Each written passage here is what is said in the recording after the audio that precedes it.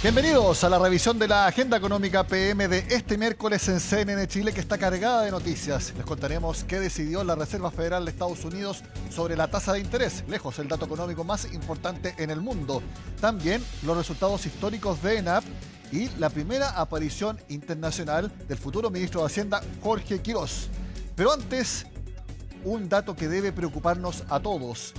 Debiera ser prioridad nacional, pero no lo ha sido en los últimos años. La baja natalidad y también la longevidad en nuestro país llevará a que en 10 años más, a la vuelta de la esquina, en Chile la población empezará a caer. El INE hizo proyecciones muy preocupantes que detalla en la siguiente nota Christine François. Chile enfrenta un punto de inflexión demográfica. Estamos ante una transformación acelerada de nuestra estructura social. Tras un exhaustivo proceso de conciliación demográfica que analizó datos desde 1992, el INE presentó sus estimaciones base 2024. Los resultados confirman que el país se encamina a un techo poblacional inminente. La población va a seguir creciendo hasta mediados de la próxima década, hasta los años 30, 35. Ese valor está en torno a los 20,6 millones de personas. Y ya a partir de ese pic, digamos del 2035-36 en adelante, la población debería empezar a caer gradualmente en términos de nuestra proyección hasta el fin del horizonte de proyección, que es el año 2070, llegando a un nivel en torno a los 17 millones de personas. Para el año 2026 seremos poco más de 20.150.000 habitantes, pero el crecimiento se está frenando en seco. El INE advierte que el año 2028 marcará un hito crítico. Será el momento en que el número de muertes superará el de nacimientos, iniciando un periodo de crecimiento natural negativo. El envejecimiento de la población en general se da por la caída de la fecundidad y no por el aumento de la longevidad, disminución de la mortalidad. Por supuesto, tiene el impacto también, pero la fecundidad, la estructura de la población es mucho más sensible a cambios en la fecundidad que en la mortalidad. Y es que la fecundidad ha tenido un descenso acelerado.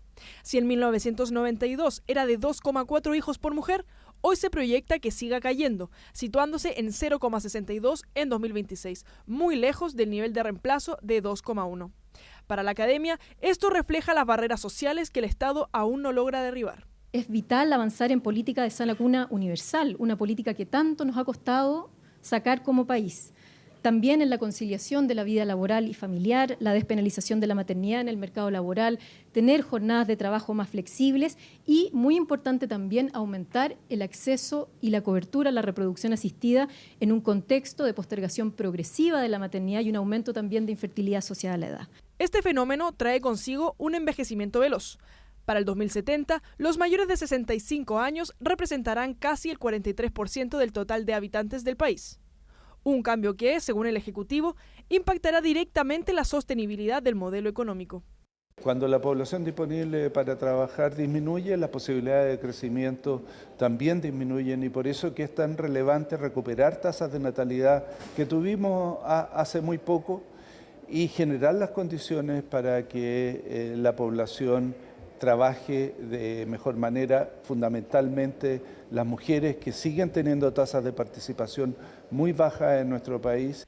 Hacia finales del periodo proyectado, habrá casi 600 personas mayores por cada 100 niños, planteando un desafío en distintos ámbitos y la urgencia de tomar medidas para enfrentar los cambios asociados.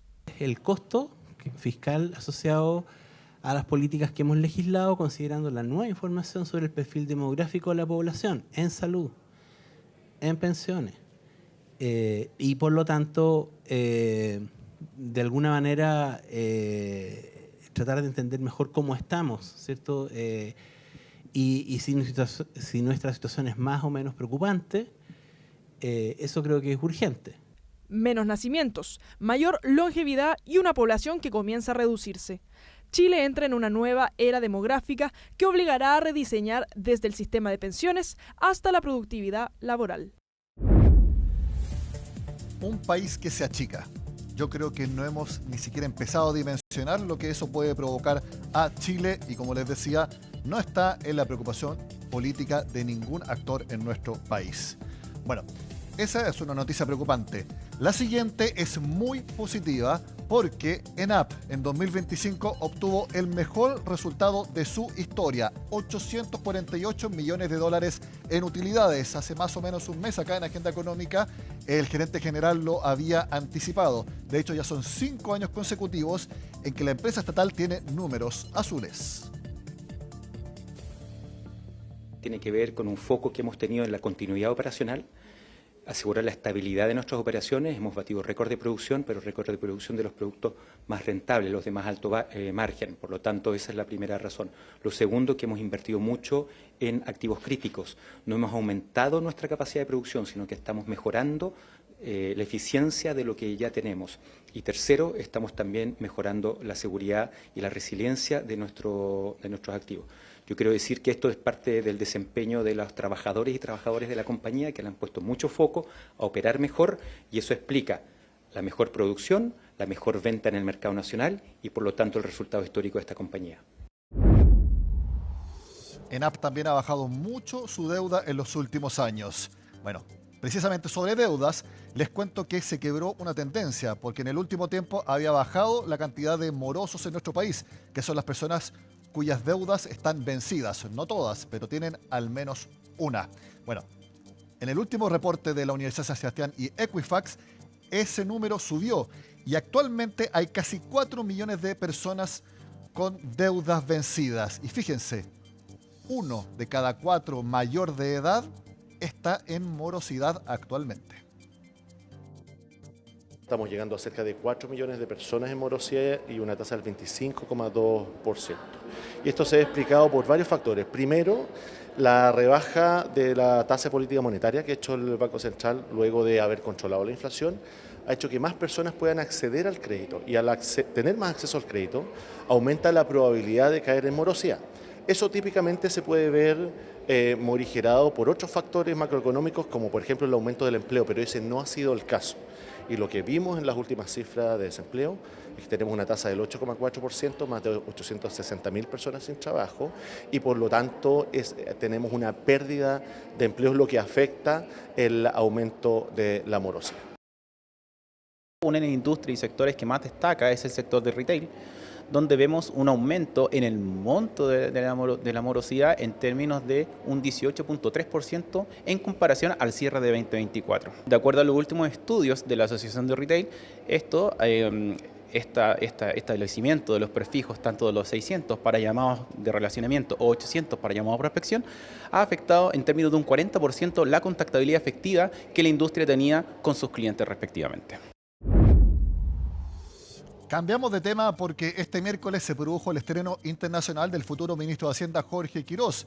Es en el foro de la CAF en Panamá, donde acompañó al presidente electo José Antonio Kast. En la ocasión, el futuro titular de Teatino 120 confirmó que buscará fomentar la libertad de permisos. Escuchemos sus declaraciones, donde también señala qué es lo que pretende hacer con el sistema de evaluación de impacto ambiental.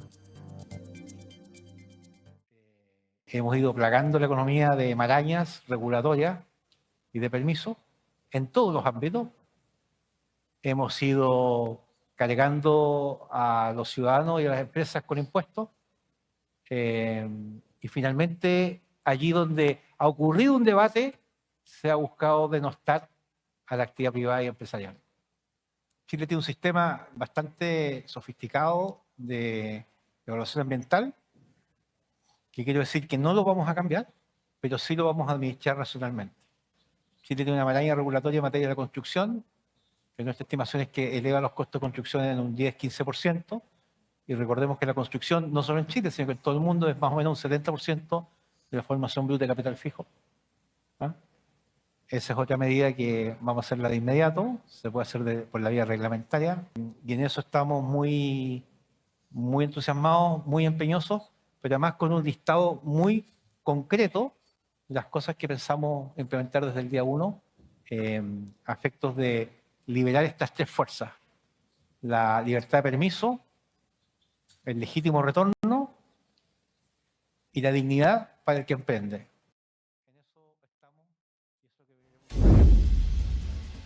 Hacemos la pausa en la agenda económica. Al regreso les cuento la decisión que tomó la Reserva Federal de Estados Unidos respecto a la tasa de interés. ¿Se acuerdan que el Banco Central de Chile ayer mantuvo la tasa localmente? ¿Qué fue lo que habrá hecho la Fed? Se lo contamos al regreso acá en Agenda Económica.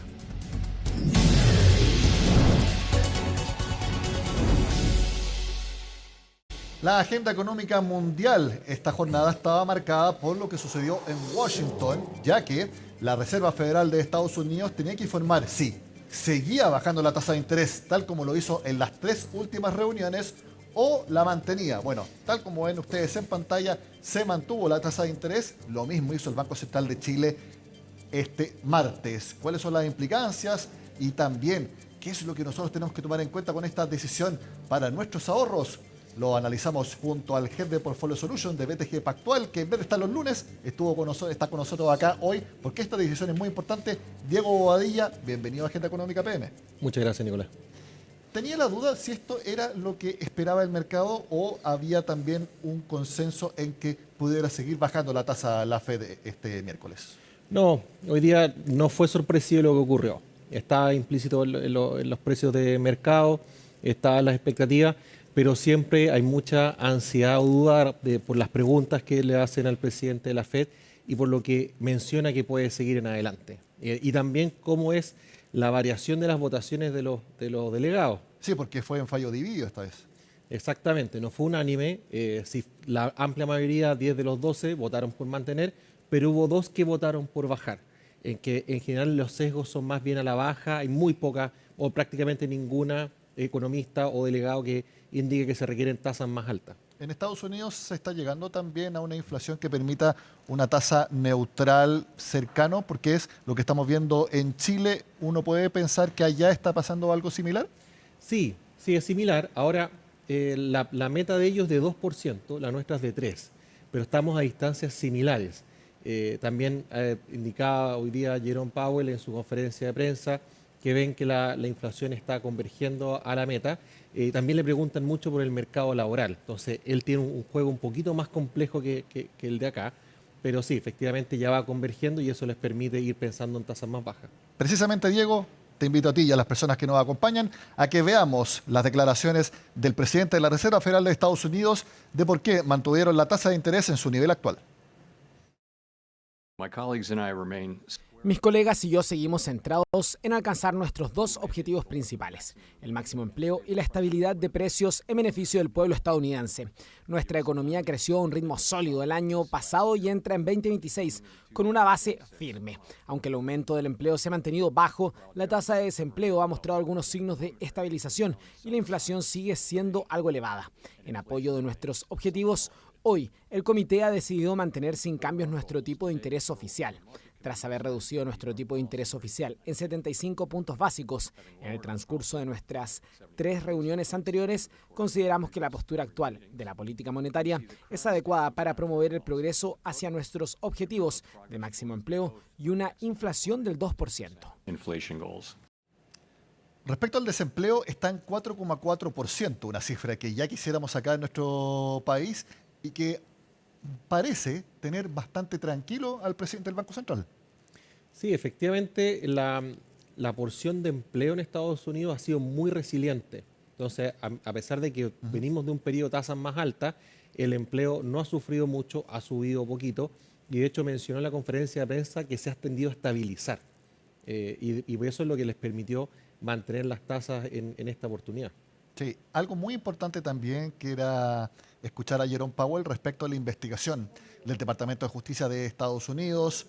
Donald Trump ha manifestado en los últimos años toda su, no ni siquiera inquietud, su descontento casi visceral con Jerome Powell, lo critica públicamente, lo denosta. ¿Por qué? Porque Donald Trump quiere que se baje la tasa de interés mucho más. Por supuesto que iba a ser una de las preguntas, porque muchos dicen que en el mercado que en verdad el Departamento de Justicia no está investigando a Jerome Powell porque esté gastando de más en la renovación del edificio de la Fed en Washington, sino que es una presión para que baje más la tasa de interés. Veamos qué fue lo que dijo el presidente de la Fed ante esta pregunta. Creo que si se pierde esa independencia, en primer lugar, sería difícil restaurar la credibilidad de la institución. Si la gente pierde la confianza en que tomamos decisiones basándonos únicamente en nuestra evaluación de lo que es mejor para todos, para el público en general, en lugar de intentar beneficiar a un grupo u otro, si se pierde esa confianza será difícil recuperarla. Y no la hemos perdido. No creo que la perdamos. Ciertamente espero que no, pero es muy importante. La razón por la que es importante es que ha permitido a los bancos centrales, en general, no ser perfectos, pero sí servir bien al público. ¿Crees, Diego, que también era una señal de independencia que se mantuviera la tasa en estos niveles, o bien que si la hubiera recortado, si bien no era lo que opinaba la mayoría del mercado, se podría haber visto como que estaba cediendo la Fed ante la presión de la Casa Blanca? Probablemente el mercado lo podría haber tomado de esa forma y probablemente hubiese reaccionado de forma positiva. Tasas más bajas benefician a las compañías. Yo creo que finalmente acá lo que hace Jerome Powell es seguir dando señales similares a las que venía dando, anclándose en los datos técnicos para ir entregando las decisiones de tasa. Y le preguntaron bastante también, por ejemplo, por la depreciación del dólar, en que son como primos hermanos esta cosa del dólar con las tasas, en que finalmente Jerome Powell, por su parte, defiende un poquito la estructura de independencia, mientras que la debilidad del dólar la hemos visto por otras vías. Claro, porque la debilidad del dólar puede ser una buena noticia acá en Chile, pero es una mala noticia para Estados Unidos y sus exportaciones. O sea, en una parte sí, A ellos, de todas formas, les conviene un poco un dólar más debilitado, porque finalmente reciben más moneda extranjera o valen más cada una de las cosas que venden. Les piden más. Efectivamente, les demandan más. Ahora, donde ha estado crujiendo un poco la situación en Estados Unidos es en las tasas más largas, que esas han tendido a subir. Le preguntaron a Jerome Powell si él veía que había una pérdida de credibilidad en Estados Unidos. Y él contestó desde su vereda. Dijo, bueno, si ustedes ven, las expectativas de inflación en Estados Unidos están bien ancladas. O sea, a nosotros como Reserva Federal nos creen de que vamos a llegar a la meta, ¿sí? Pero evitó referirse a la realidad de deuda de Estados Unidos, lo tocó tangencialmente, evitó referirse al premio por plazo también, que están con tasas más altas por el riesgo en Estados Unidos. Le hizo un poquito el quite a esa pregunta. Ahora, dentro de la institucional que él tiene que defender, digamos, lo está haciendo de la misma forma que lo ha hecho todos estos años. Entonces tenemos una mantención de la tasa, eso pasó también en Chile y esta es la parte más importante. Diego, ¿qué puedes recomendarle a las personas que nos están viendo respecto a las proyecciones, por ejemplo, de bolsas? Lo hemos conversado antes de que quizás sería bueno empezar a tomar un poco más de riesgo. ¿Eso tú lo ves, por ejemplo, para los índices de Estados Unidos ahora? En particular, Estados Unidos está con mucho debate con respecto a qué tanto se va a monetizar la inteligencia artificial, si están muy caras las compañías tecnológicas. Hoy día yo creo que las oportunidades están más fuera de Estados Unidos. Latinoamérica, lo hemos mencionado, sigue siendo una tesis bien válida. Chile de a poquito se va perdiendo atractivo, dado que ha rentado muchísimo. También los países asiáticos son interesantes. Y no perder de vista a los inversionistas también, que hoy día estamos llegando a un nivel de estabilidad de tasas bastante por arriba de la inflación.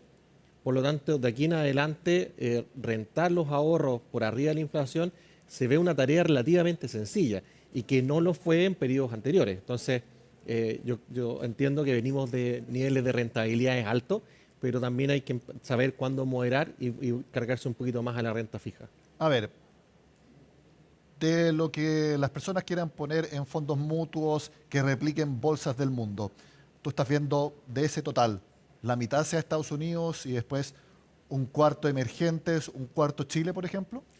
Lo que normalmente se usa en emergentes está entre un 10 y un 20%. Estados Unidos tiende a ser más o menos un 60%. Nosotros pensamos que tiene que ser un poco menos que eso. Del total de lo que invertamos en acciones. Del total en acciones. Chile, por un tema de sesgo de donde uno está, normalmente lo ubica entre 10 y 15%. Yo creo que hoy día no está como para aumentar, sino que más bien quizás ir pensando en hacer ciertas tomas de utilidad. Estamos muy cerca de nuestros rangos para fin de año para la bolsa, por lo tanto, esto no es lineal, digamos, entonces son momentos en que yo creo que vale la pena reducir algunos riesgos y yo creo que los mercados emergentes, ese espacio que queda entre lo que es Chile y Estados Unidos, eso es importante agrandarlo en este último periodo y diversificarlo entre Latinoamérica y Asia. A ver, vamos haciendo nuevamente el resumen. Solamente pensando, por ejemplo, fondos mutuos en acciones. 60% Estados Unidos, 20 emergentes o 25 emergentes y 15 Chile. Algo por ahí yo creo que quizá un poquito menos Chile a estas alturas, dándole más paso a emergentes. Por ejemplo, 60 Estados Unidos, 30 emergentes, 10% Chile. Algo más en esa línea. Perfecto. Mencionaste también la renta fija, fondos mutuos en bonos. También más o menos la misma proporción de los mercados, 60% Estados Unidos, 30% emergentes, 10% Chile. En general, ahí las proporciones en mercados emergentes son más altas, porque pagan mejores tasas y uno no necesita finalmente que los países anden tan espectacular para invertir en deuda, sino que básicamente me paguen las tasas de interés que yo les estoy cobrando. Normalmente ahí el mercado emergente tiende a ser más grande, 30, 40% puede estar en mercados emergentes, deuda latinoamericana es bien atractiva con tasas más altas. Hoy día estamos en una pequeña pausa de inflación en Chile, eso también sirve para tomar ciertas posiciones en UF en caso que uno tenga que resguardarse. Entonces puede ser, nuevamente estamos hablando solamente de fondos mutuos en renta fija, puede ser otros instrumentos, pero simplemente para simplificar el análisis. De la renta fija, 40% tú me dijiste emergente, sí, 20% Chile. 20% Chile, sí, y el resto podría ser mercado desarrollado de lo que restante, y eso diversificado entre investment grade, que es lo que mejor categoría de riesgo, y high yield, que también es una categoría en mercados desarrollados, pero que tiene tasas un poquito más atractivas.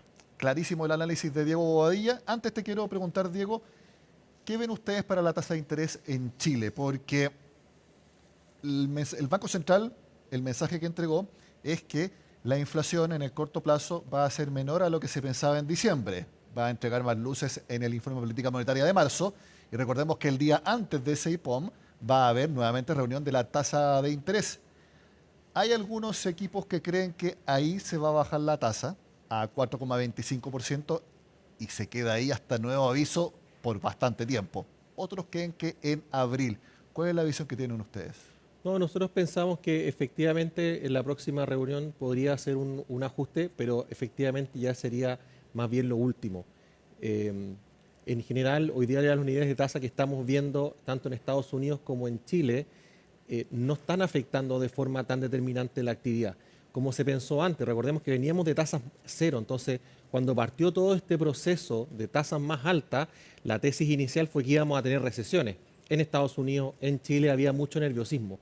Finalmente eso no ocurrió, la economía mostró ser más resiliente y hoy día los niveles de tasa que estamos llegando están siendo acordes con una mantención de la actividad. Por lo tanto, deberíamos quedarnos más o menos en estos niveles de tasa. Eso que tú mencionas de que posibilidades de recesión no se produjeron acá y tampoco se produjeron en Estados Unidos, eso parece también una constante en la economía mundial en los últimos 2-3 años. Sí, fue súper sorprendente porque muchos economistas indicaban como que veníamos de tasas muy bajas, que este shock de tasas iba a finalmente generar un impacto mayor que el que tuvo. Por lo tanto, también recordar que toda esta macroeconomía es una ciencia que está constantemente en desarrollo, también lo mencionó hoy día Jerome Powell en su conferencia de prensa. Por lo tanto, es importante tomar las recomendaciones y las proyecciones como algo no cierto, sino como una guía. Diego Bobadilla, Head de Portfolio Solutions de PTG Pactual, como siempre, muchas gracias por estar con nosotros en Agenda Económica. Encantado. De esta forma terminamos la Agenda PM de este miércoles. Nos vemos este jueves y yo les invito a que sigan ahora en CNN Chile.